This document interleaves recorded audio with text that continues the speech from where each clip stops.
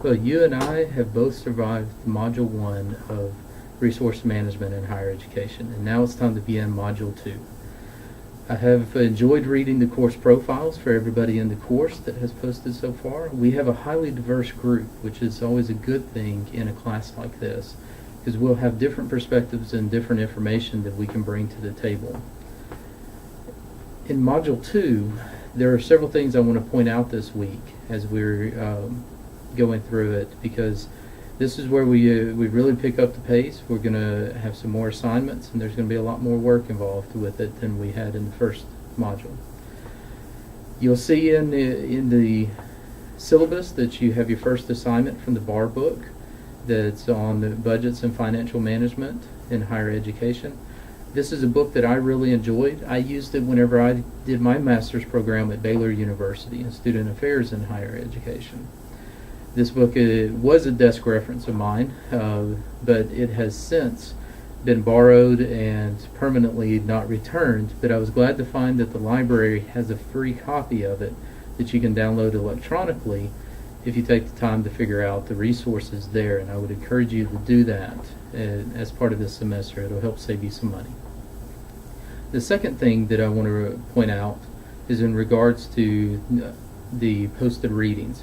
This is an area that I am going to include readings that are from the Chronicle of Higher Education, Inside Higher Ed, and other sources in there. You will see some resources in there that I use in my job to gain a greater understanding of higher education. And I think you'll find these useful. There'll be some times that I do not discuss those or they don't come up. They're a resource tool for you to start to learn how to take your education of your knowledge of higher education to the next level. The next thing you'll see in the module is a podcast on the history of higher education. One of the nice things about the resources in higher education right now is we don't have to reinvent the wheel every semester. So the podcast that you see is one done by the previous instructor for the course. She did such an excellent job that I don't really see a need for me to come in and put my voice over it and accomplish the same thing. So I added it as part of the course, and I encourage you to go through it and take notes about the history of higher education and some of the future issues that we are currently facing. The next thing that you'll find in the module is a video on Peter Thiel. He is a wealthy guy that set up an experiment on creating Peter Thiel Fellowship for students that did not want to go to college. It's his experiments on entrepreneurism and how that area of business does not always require a college degree.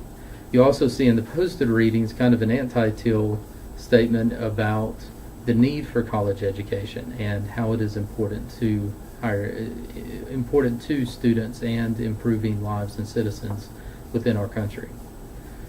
The next things that you will face in this course are the two big assignments that are coming out.